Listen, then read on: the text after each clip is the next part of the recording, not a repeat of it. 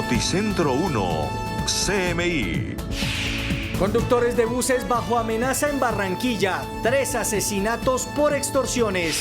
Millonaria recompensa por información sobre responsables de masacre en la Unión Valle del Cauca. 5 fallecidos. Asesinan a militar cuando iba al funeral de su padre en San Bernardo del Viento, Córdoba. Empieza el pico y placa con nuevo horario en Cali. Ahora será de 14 horas. Soacha sin agua por más de 30 horas. Falla provocada por minería ilegal. Presidente de la Cámara de Estados Unidos empieza gira en Asia que puede tensionar relaciones con China.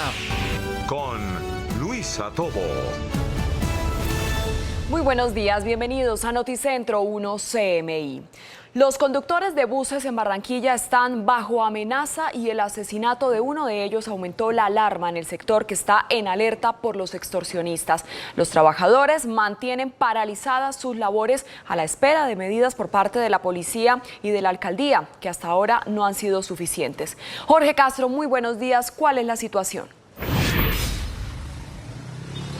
Muchas gracias, Luisa. Muy buenos días. Hoy la parálisis es de más del 90% en el sistema de transporte urbano en la capital del Atlántico. Estamos aquí en la vía circunvalar a la altura del sector conocido como Caribe Verde, que es el epicentro de la protesta en donde se han concentrado los transportadores urbanos. Son 3 los conductores asesinados en menos de 10 días, lo que colmó la paciencia de los transportadores. Señor, ¿cuál es la inquietud y cuál es la razón hasta cuándo llegará esta protesta de ustedes? Muy buen día.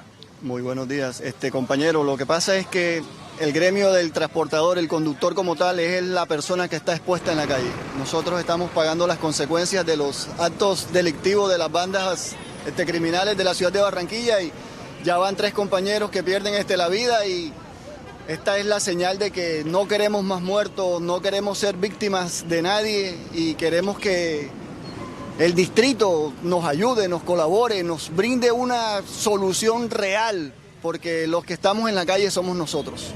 El pasado viernes la alcaldía anunció la implementación de llamadas rutas seguras. Sin embargo, hubo muertos en el fin de semana. ¿No son suficientes estas medidas, estas acciones de parte de la alcaldía de Barranquilla y de la policía? Compañero, la verdad que no, porque si usted se pone a ver un policía por un bus y un policía por un pasajero que uno monta en el bus, eso es casi que imposible, eso es muy difícil. Yo creo que deben de existir otras maneras de que la policía nos ayude, pero aquí estamos en la calle porque ya van 3 compañeros y no queremos más muertos en el gremio de los transportadores. ¿Hasta cuándo van a mantenerse en esta protesta? Compañero, estamos por confirmar, no sabemos, nos están diciendo, estamos escuchando los rumores, al parecer hay 2 compañeros más que han sido víctimas de estos atentados. Compañero, si eso es verdad, yo creo que esto va a continuar. Bueno, muy amable. Les cuento que son 26 las empresas de transporte urbano en la ciudad de Barranquilla, de las cuales 19 están completamente paralizadas. 6 están laborando, pero apenas con el 30 al 40% del parque automotor, mientras el sistema de transporte masivo Transmetro también debió suspender por la protesta que se presentan en la prolongación de la calle Murillo. Y coincidencialmente a estas protestas, este hecho que se da hoy en la ciudad de Barranquilla, un incremento en las tarifas del transporte urbano de 200 pesos en el sistema de transporte urbano y también el sistema Transmetro y 100 pesos adicional para los fines de semana, en una decisión que se adoptó por parte de la oficina del área metropolitana. Más adelante, Luisa, tendremos otros detalles de estas noticias desde Barranquilla. Así es, Jorge, muchas gracias. Y un enfrentamiento entre bandas criminales sería la causa de la masacre en la Unión Valle del Cauca que dejó 5 fallecidos, algunos de los cuales tenían antecedentes penales. Alejandro González, muy buenos días. ¿Qué nuevos detalles se conocen?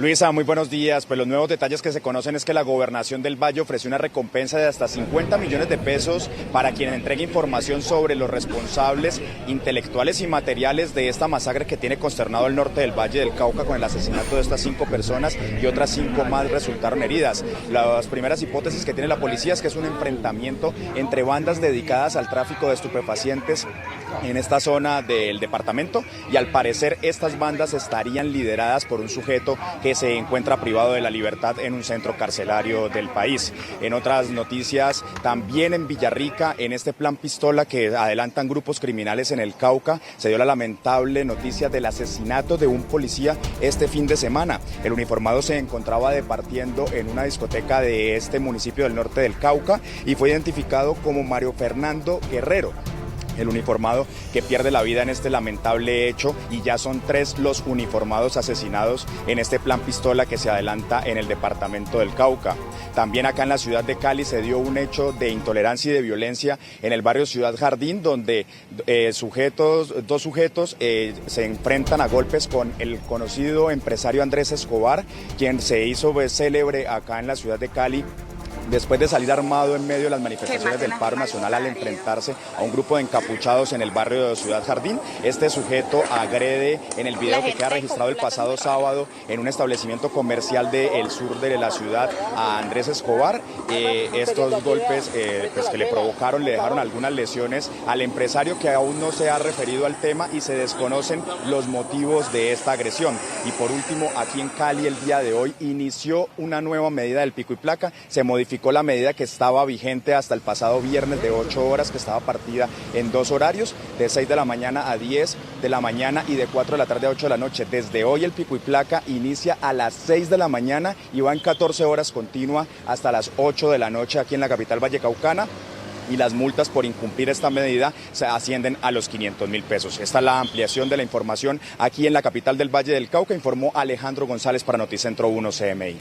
Alejandro, gracias. Y en San Bernardo del Viento, Córdoba, asesinan a un suboficial del ejército cuando asistía al sepelio de su padre. Stick, muy buenos días. ¿Quiénes son los responsables de este crimen? Luisa y televidentes, buen día. Pues mire, se trata del macabro asesinato de un suboficial del Ejército Nacional identificado como Sebrid Antonio Aleán Barragán. Este era sargento viceprimero del Ejército Nacional y fue asesinado ayer en la tarde cuando asistía al sepelio de su padre. Este se encontraba de descanso. Pues mire, el Ejército se pronunció por medio de un comunicado, abro comillas, siendo aproximadamente la 1 de la tarde, en hechos que son materia de investigación por parte de las autoridades competentes en el sector de Caño Grande, San Bernardo del Viento, Córdoba, es asesinado nuestro sargento viceprimero Aleán Barragán Sebrid Antonio. Esto lo confirma directamente el Ejército Nacional, un macabro asesinato que se presenta en medio del sepelio del papá de este uniformado. Un suboficial que lo que estaba era atendiendo un funeral de un familiar y es nuevamente de forma cobarde y aleve afectado en su integridad y en su vida por este plan del Clan del Golfo, cuyo único propósito, reiteramos, es posicionarse para futuras negociaciones políticas. Declaraciones del ministro de Defensa, Diego Molano, rechazando este acto hostil que se presentó en el departamento de Córdoba. Ahora hablamos de otra importante noticia y tiene que ver con alias Memín, quien según la Fiscalía confirmó en las últimas horas 167 actos violentos cuando era líder de los paramilitares en Antioquia. Según ha dicho la Fiscalía por medio de su vocera, la directora Daisy Jaramillo, especializada contra las violaciones de derechos humanos, alias Memín sería responsable de múltiples homicidios selectivos de campesinos, agricultores, también sería responsable de algunos desplazamientos masivos, asesinato de menores de edad y también hostigamientos que se presentaban en el departamento. El máximo cabecilla del entonces bloque noroccidente antioqueño de las distintas AUC, Luis Arnulfo Tuberquia alias Memín, aceptara su responsabilidad en 167 eventos distintos de graves agresiones contra la población civil. En esta primera fase del proceso, relacionada con las conductas ilícitas cometidas en Frontino, Antioquia, alias Memín reconoció, entre otros, 31 casos de homicidio en persona protegida, 25 de desaparición forzada, 40 de desplazamiento forzado, 46 de secuestro, 10 de tortura. 167 acciones criminales, entonces confirma este líder de las AUC que operaba en el departamento de Antioquia. Más adelante a las 12 del mediodía, detalles de estas dos importantes noticias. Desde Canal 1, Stig Luengas para Noticentro 1 CMI. Stig, muchas gracias. Hacemos una pausa en Noticentro 1 CMI, pero al regresar, espere. En Bogotá se han registrado 29 casos de discriminación. Ya volvemos.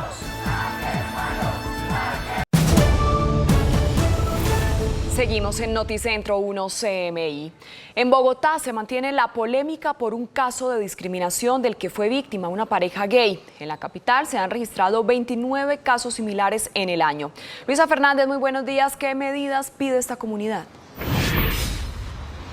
Hola Luisa, mire, según la última encuesta de Multipropósito en Bogotá, solo el 1% de la población bogotana se consideraba de la comunidad LGTBI. Pero, sin embargo, es una cifra que no se ha actualizado. Como usted ya lo decía, 29 casos de discriminación contra esta población se han presentado en la ciudad durante el año 2022. El más reciente, lo ocurrido en la localidad de Engativá, en donde una pareja homosexual fue atacada por 4 mujeres en esta localidad por darse un beso. Ya se adelantan algunos procesos jurídicos para saber qué implicaciones podrían tener estas mujeres. Además, ayer se adelantó una besatona en un parque de Engativá en donde sucedieron los hechos como una forma del llamado al respeto por la población LGTBI. Nosotros hablamos con la Dirección para la Diversidad de Bogotá y también hablamos con uno de los abogados que estará al frente de este caso y esto fue lo que nos dijeron. En Bogotá, por ejemplo, tenemos registros de que más del 93% de las personas trans, hombres y mujeres trans, no tienen acceso a un contrato laboral. ¿Dónde vemos nosotros a las personas trans? No están ni en las oficinas, ni en los comercios, ni en los lugares de trabajo, en hospitales y demás. Están en unos oficios específicos a los que la sociedad les ha obligado a estar. Y es muy importante tener en cuenta esas cifras para poder impactar y asumir la responsabilidad que tenemos también como sociedad. No solo están incursas en actos de discriminación que da una pena superior a los 4 años, sino también en lesiones personales agravadas. Su situación es compleja, dado que la Fiscalía General de la Nación inició la investigación y de ser halladas responsables estas personas podrían purgar penas arriba de los 6 años de prisión. Luisa, y es que algunos casos de discriminación se han presentado en el transporte público, en parques donde se presentó el reciente y también a la salida son los lugares en donde están las zonas rosas de Bogotá o las zonas de rumba, contra principalmente hombres gays o una pareja de hombres. Esto es lo que nos ha dicho la Dirección para la Diversidad Sexual en Bogotá, pero vamos a cambiar de tema porque a partir de mañana a las 7 de la mañana en la localidad, en el municipio de Soacha, todo el municipio de Soacha se quedará sin agua durante 30 horas aproximadamente, desde mañana a las 7 de la mañana hasta el mediodía del miércoles. Son 800.000 personas las que se verán afectadas por un daño que se presentó en uno de los tubos del acueducto. Esa emergencia se empezará a atender desde mañana y hoy el llamado es a recoger agua. Es un daño ocasionado por un tercero, entendemos que alguien estaba haciendo unas perforaciones y con esas perforaciones dañaron el tubo. No tenemos claro quién fue, pero evidentemente necesitamos hacer el arreglo del daño. Es fundamental que hoy día lunes se abastezcan de agua y se preparen para lo que va a suceder el martes y el miércoles. Y por supuesto dejar todas las llaves cerradas y no malgastar el agua. 14 carrotanques abastecerán a los soachunos durante estas horas en donde se suspenderá el servicio de agua. Ellos deben estar pendientes a los puntos específicos. A las 12 del mediodía, más detalles sobre estas dos noticias, Luisa. Así es, Luisa, muchas gracias. Y en Cartagena, el puente Chambacú, que permite el ingreso al centro histórico, lleva años deteriorado y cada vez se empeora más. Tatiana Rodríguez, buenos días. ¿Por qué no se ha reparado esta obra?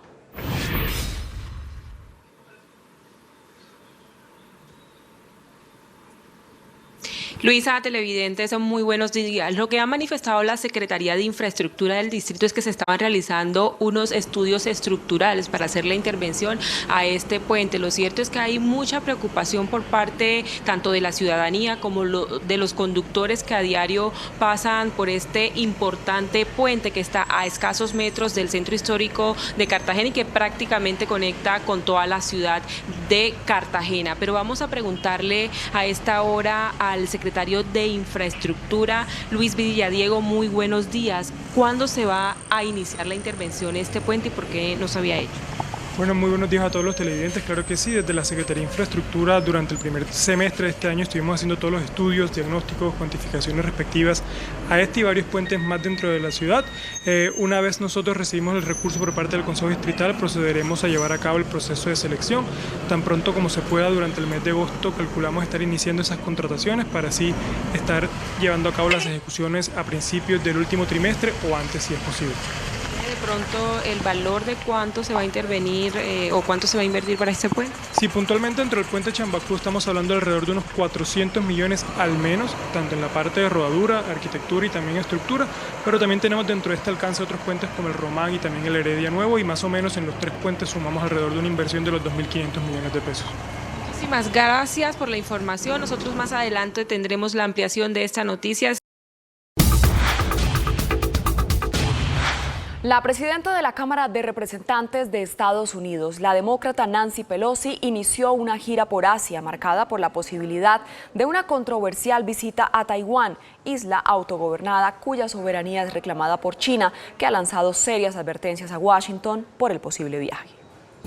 Con una reunión con el líder de Singapur, Lee Hsien Loong, y hablando sobre Taiwán, la jefa de la Cámara de Representantes estadounidense, Nancy Pelosi, arrancó en esta nación una gira por Asia marcada por el secretismo sobre su itinerario y las crecientes tensiones entre Washington y Pekín.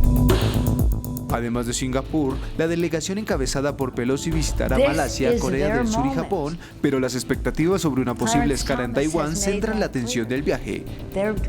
Según un alto funcionario del gobierno taiwanés y uno estadounidense, Pelosi visitará Taiwán como parte de su gira, a pesar de las advertencias de los funcionarios de la administración Biden, que están preocupados por la respuesta de China a una visita de tan alto perfil, la mayor en 25 años. Tras conocerse la noticia, China advirtió de las atroces consecuencias políticas de la visita de Pelosi, asegurando que sus militares no se quedarán de brazos cruzados. Taiwán es una isla autónoma que China reclama como parte de su territorio y es el tema central más sensible e importante en las actuales relaciones entre China y Estados Unidos. Ucrania anunció la salida del primer barco con 26.000 toneladas de cereal desde el puerto de Odesa hacia el puerto de Trípoli, en el Líbano. El primer navío cargado con granos partió del puerto ucraniano de Odesa este lunes, de acuerdo con los términos del acuerdo internacional con Rusia firmado en Estambul.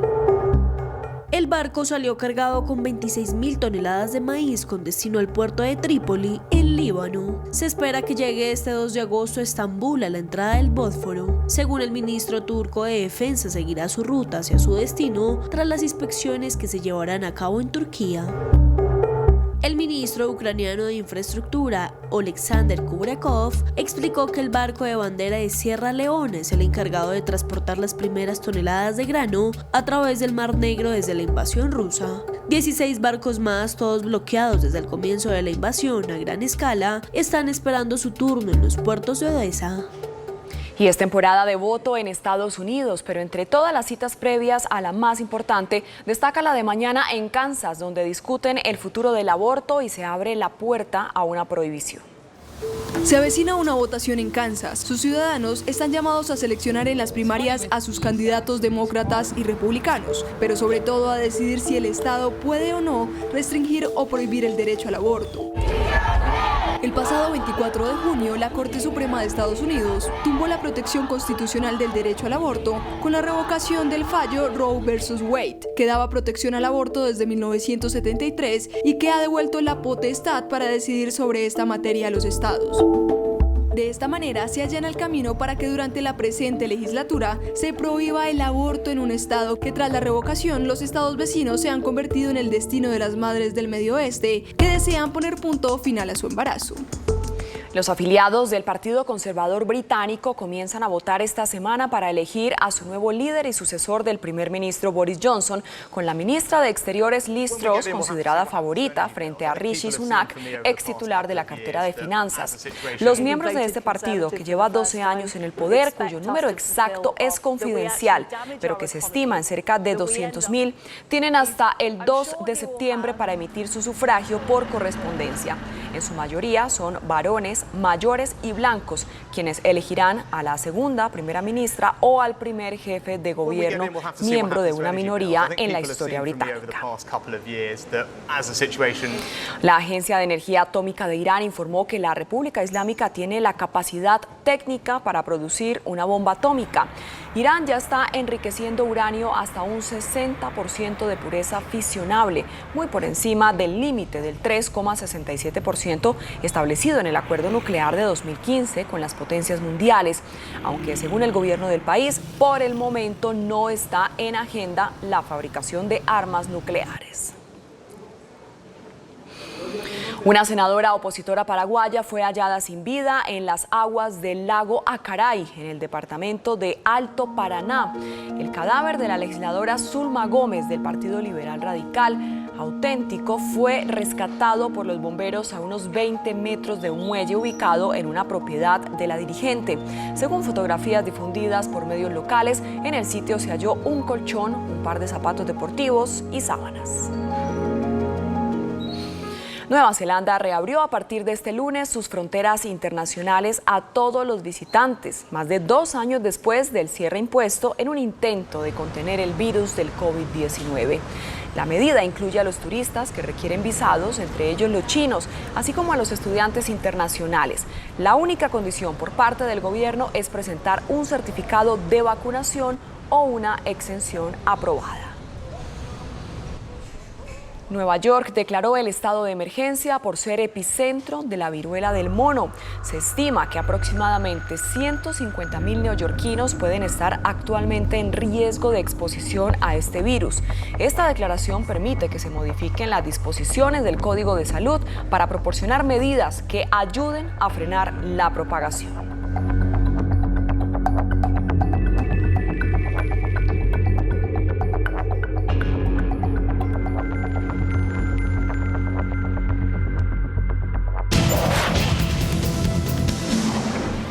El equipo de empalme del gobierno del presidente electo Gustavo Petro entregó esta mañana un balance de la transición con el gobierno Duque y asegura que el endeudamiento del país es crítico. Gerardo Aristizábal con todos los detalles. Gerardo, buenas tardes. Luisa Fernanda, muy buenos días, televidentes de Noticentro 1 CMI. Del Salón Rojo del Hotel Tequendama, el equipo de empalme designado por el presidente electo Gustavo Petro entrega el informe de lo que fueron los encuentros con el gobierno saliente, designado por el presidente Iván Duque. 23 sectores, 190 entidades y unas mesas transversales que cobijan temas como monómeros. El coordinador del empalme, Daniel Rojas, quien sería el director de Planeación Nacional del gobierno entrante, manifiesta que una preocupación muy grande tiene el gobierno, el déficit fiscal y el autoendeudamiento de la nación. La realidad fiscal del país es una gran preocupación. El nivel de endeudamiento y de déficit fiscal que encontramos para el próximo cuatrenio es crítico. Por lo tanto, la reforma tributaria que cursará en el Congreso de la República con carácter prioritario se nos convierte en una reforma imprescindible. Daniel Rojas también manifestó que hay unos temas que no van y que tienen máximas preocupaciones, por ejemplo, con la designación de miembros que deja el gobierno Duque amarrados a algunas juntas directivas. Nos preocupa la toma de la Junta de la Comisión de Regulación de Energía y Gas. Allí se hicieron algunos movimientos un poco para dejar amarrada esta comisión, que es de especial importancia para nuestros propósitos de transición energética. La venta de Invercolsa, que esperamos frenarla. El otorgamiento de licencias para el cultivo de cannabis en el sector justicia. Aquí también tendremos que revisar la entrega de estas licencias a las multinacionales. El TLC que se deja firmado con los Emiratos Árabes tendrá que pasar por aprobación en el Congreso de la República. La ministra designada de Salud, Carolina Corcho, también hizo una advertencia de un tema fundamental para el gobierno del presidente Iván Duque. La economía naranja no va más como proyecto de Estado. Este gobierno no va a continuar con el programa de política y programa de economía naranja, lo va a replantear de acuerdo a los planteamientos que se han hecho. Hay un programa de privatización progresiva del catastro.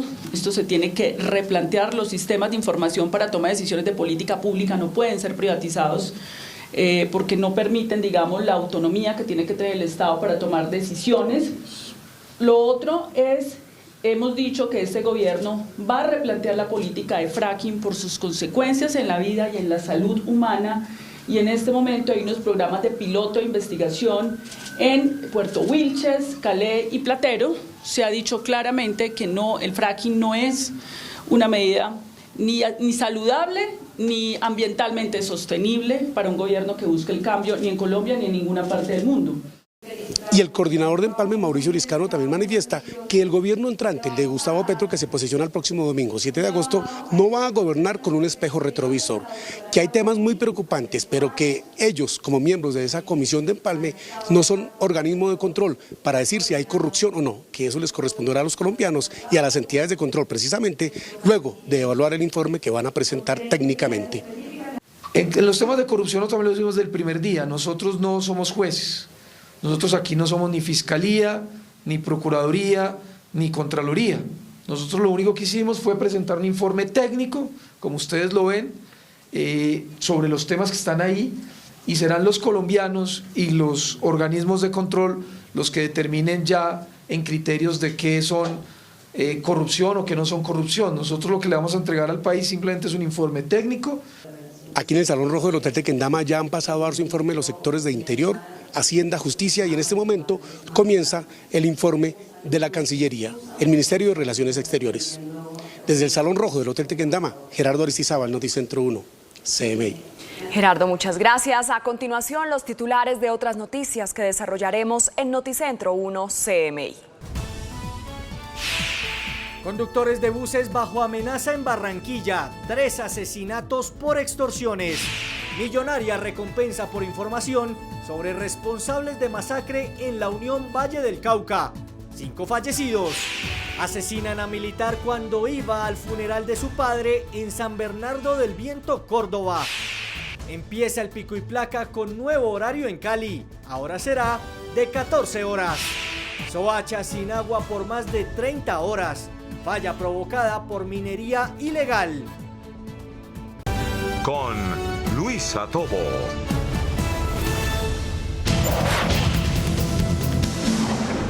Seguimos en Noticentro 1 CMI.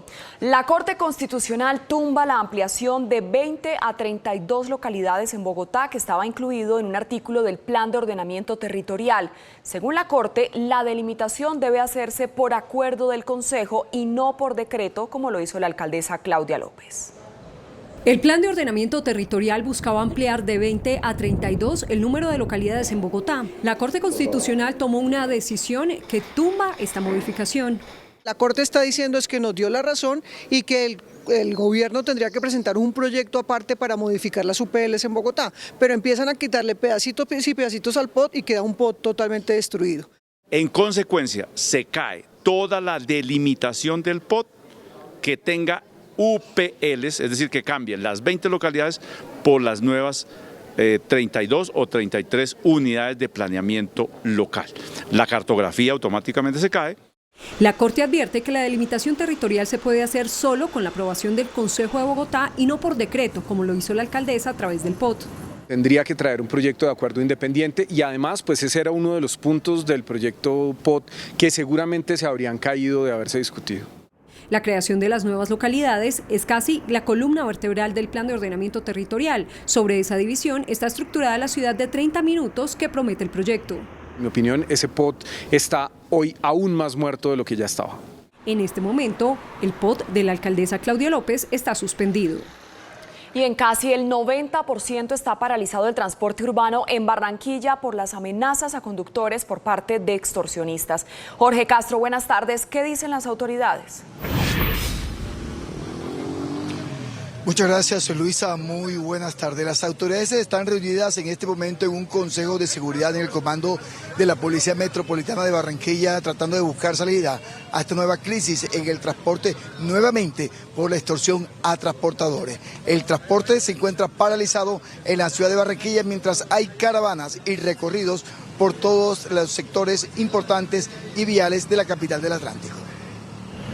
Vías desoladas, pasajeros a pie y mototaxistas convertidos en una solución de transporte en la vía circunvalar y en el suroccidente de Barranquilla es la fotografía de la capital del Atlántico hoy por el paro de conductores.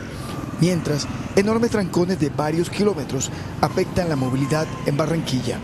Los conductores aseguran se les colmó la paciencia y exigen resultados a las autoridades. Sigue el temor, sigue la incertidumbre, porque la verdad es que estar así con esa zozobra de que la moto que se te para al lado, el pasajero que se te para en la puerta, eso es algo, eso es una zozobra. Cuestionan que las llamadas rutas seguras implementadas por la Policía Metropolitana de Barranquilla no han sido suficientes. Que por favor respeten la vida de los compañeros, que la respeten.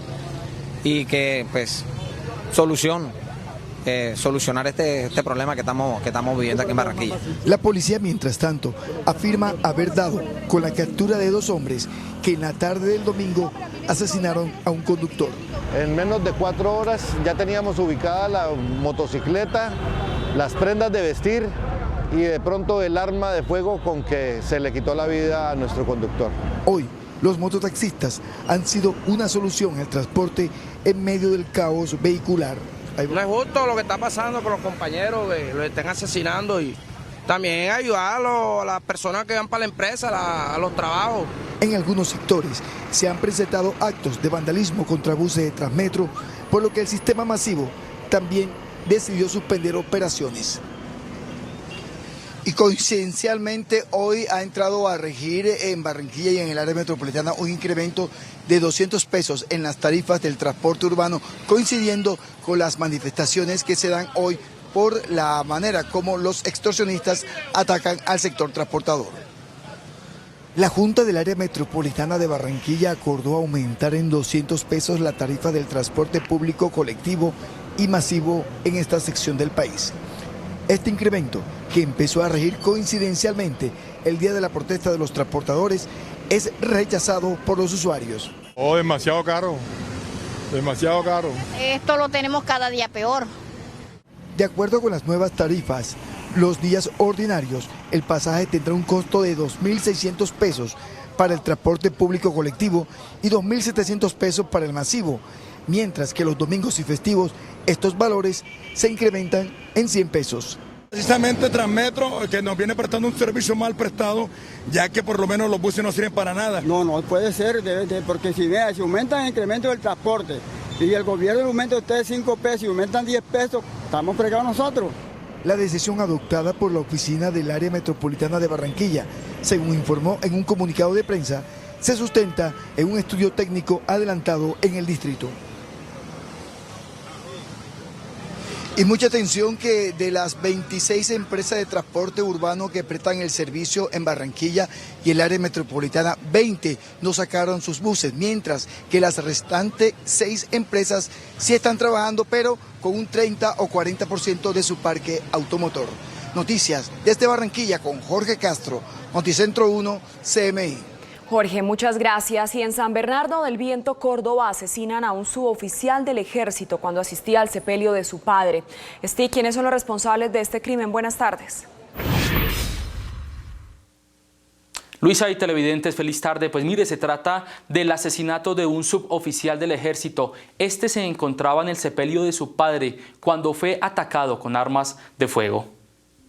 A la 1 de la tarde del día de ayer fue asesinado el sargento viceprimero Segrid Antonio Aleán Barragán cuando asistía al sepelio de su padre en la región de San Bernardo del Viento, en el departamento de Córdoba. Así lo confirmó el Ejército Nacional por medio de este comunicado.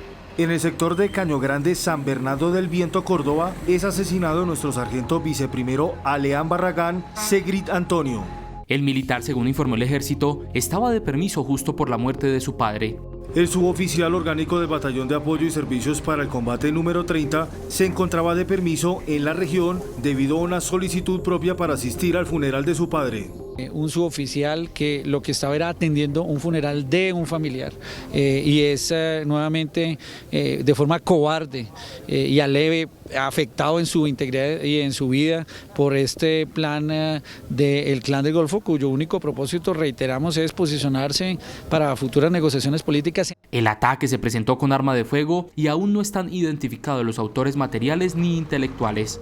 Según información preliminar, nuestro suboficial habría sido asesinado por integrantes de grupos al margen de la ley que delinquen en la zona. El ejército puso en conocimiento a las autoridades competentes para establecer las circunstancias de tiempo, modo y lugar en las que ocurrió el lamentable hecho.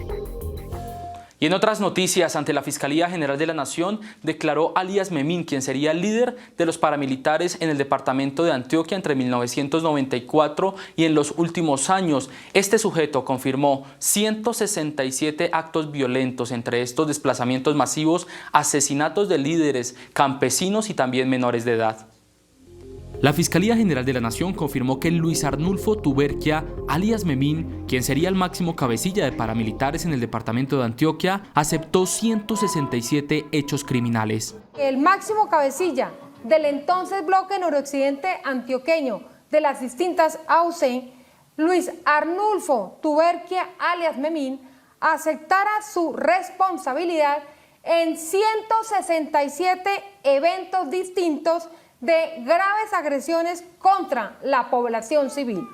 Habría cometido crímenes en al menos 27 municipios del país. También sería responsable de desapariciones, secuestros, casos de tortura, hurtos y desplazamiento.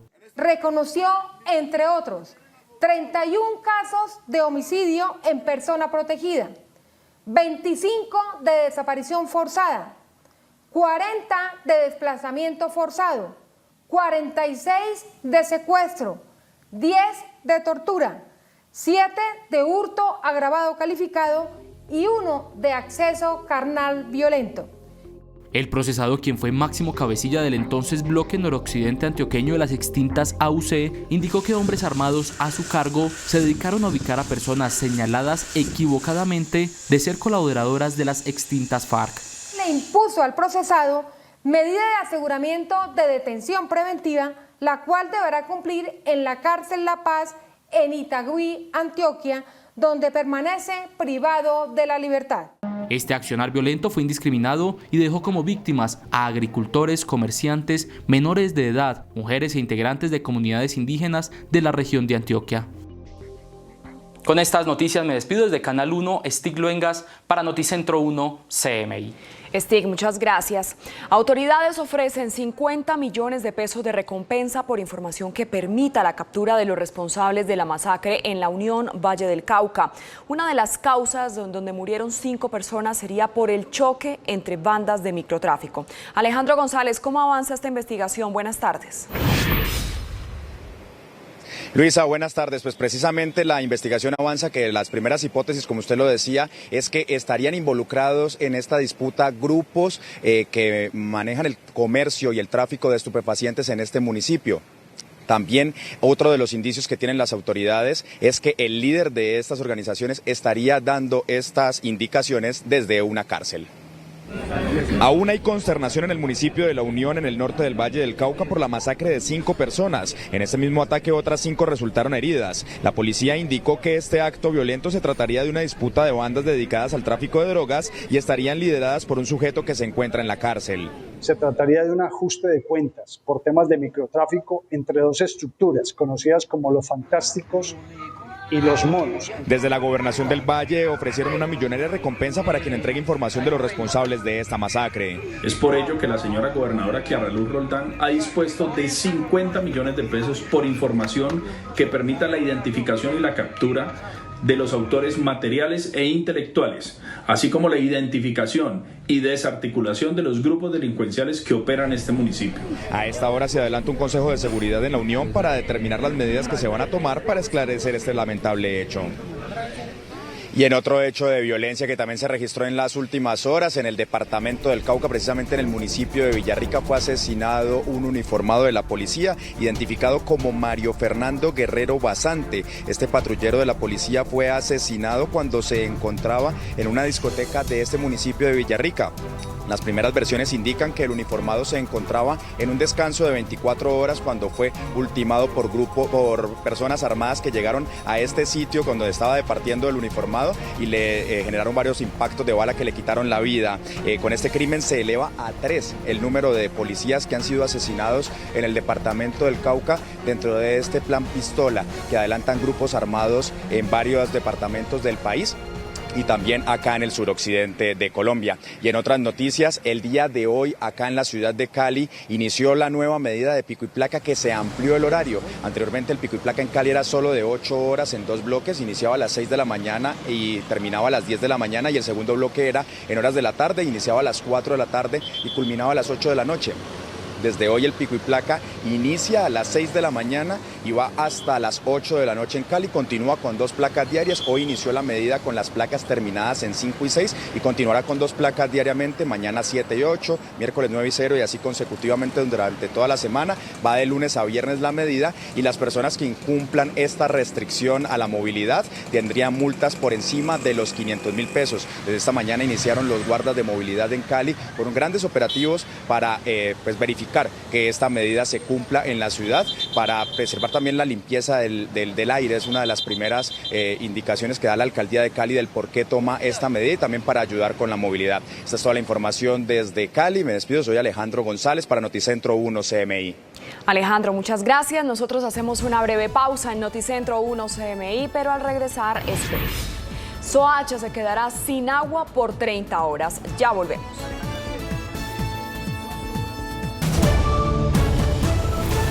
Seguimos en Noticentro 1 CMI. En Bogotá se mantiene la polémica por un caso de discriminación del que fue víctima una pareja gay. En la capital se han registrado 29 casos similares en el año. Luisa Fernández, ¿qué medidas pide esta comunidad? Buenas tardes. Luisa, el distrito solicita que el gobierno nacional acelere los procesos o gestione una política pública para las comunidades diversas. Y desde la misma comunidad LGTBI lo que solicitan es respeto para las personas que sienten y piensan diferente, además de que este tipo de hechos de discriminación no queden en la impunidad. Todos los días lo sacamos. ¡Se van de aquí! ¿Por qué me pega? ¿Por qué me pega? ¿Por qué me pega? Este acto de discriminación contra una pareja homosexual en un parque de Engativá encendió las alarmas del distrito. En Bogotá se han reportado 29 casos similares contra la población LGTBI en lo corrido de 2022. En Bogotá, por ejemplo, tenemos registros de que más del 93% de las personas trans, hombres y mujeres trans, no tienen acceso a un contrato laboral. ¿Dónde vemos nosotros a las personas trans? No están ni en las oficinas, ni en los comercios, ni en los lugares de trabajo, en hospitales y demás. Están en unos oficios específicos a los que la sociedad les ha obligado a estar. Y es muy importante tener en cuenta esas cifras para poder impactar y asumir la responsabilidad que tenemos también como sociedad. La falta de una política pública para la diversidad sexual a nivel nacional ha limitado el acceso a la justicia, empleo, entre otros factores civiles a esta población. Incluso en Bogotá, la capital de la diversidad, solo el 1% de los habitantes se considera parte de esta comunidad, según la encuesta Multipropósito. Y no queremos que delante de los niños hagan esas groserías. Desde el distrito contamos con 4 centros LGBTI en Bogotá, uno en Teusaquillo, en Mártires, en Suba y en Rafael Uribe Uribe. En esos centros hay equipos especializados jurídicos, psicosociales, también culturales, de promoción del emprendimiento, de apoyo a la validación del bachillerato, estudios técnicos y demás. En cuanto al caso reciente de discriminación, ya se adelanta un proceso judicial. No solo están incursas en actos de discriminación que da una pena superior a los 4 años, sino también en lesiones personales agravadas. Su situación es compleja, dado que la Fiscalía General de la Nación inició la investigación y de ser halladas responsables estas personas podrían purgar penas arriba de los 6 años de prisión por estos lamentables hechos de intolerancia y de discriminación. En las últimas horas tuvo lugar una besatón como un llamado al respeto por la población LGTBI. Y el daño ocasionado por un tercero en uno de los tubos del acueducto de Bogotá va a dejar sin agua por más de 2 días o por cerca de 2 días mejor a la comunidad de Soacha. Más de 800.000 habitantes de Soacha se quedarán sin agua durante 30 horas seguidas por una emergencia presentada en uno de los tubos de acueducto. Es un daño ocasionado por un tercero. Entendemos que alguien estaba haciendo unas perforaciones y con esas perforaciones dañaron el tubo. No tenemos claro quién fue, pero evidentemente necesitamos hacer el arreglo del daño. Es fundamental que hoy día lunes se abastezcan de agua y se preparen para lo que va a suceder el martes y el miércoles. Y por supuesto dejar todas las llaves cerradas y no malgastar el agua. Mañana a las 7 de la mañana iniciará este arreglo. 14 puntos fijos en el municipio se establecieron para la entrega de agua a través de carrotanques. Vamos a tener un operativo con más de 20 carrotanques que vamos a disponer el día martes y el miércoles. Vamos a tener los puntos en las próximas horas específicos donde van a estar y adicionalmente pues pueden llamar a la línea 116 para nosotros proceder a enviar carrotanques hacia los puntos pues donde se requiera. Sobre el mediodía del miércoles se restablecerá el servicio. Durante estas mismas horas, la localidad de Bosa, ubicada en la capital del país, también registrará afectaciones al servicio de agua. Recordemos que esta localidad conecta con el municipio de Soacha. Desde la capital del país, Luisa Fernández, Noticentro 1, CMI. Luisa, muchas gracias. Hacemos una pequeña pausa en Noticentro 1, CMI y al regresar, espere. Los daños en el puente Chambacú de Cartagena. Ya volvemos.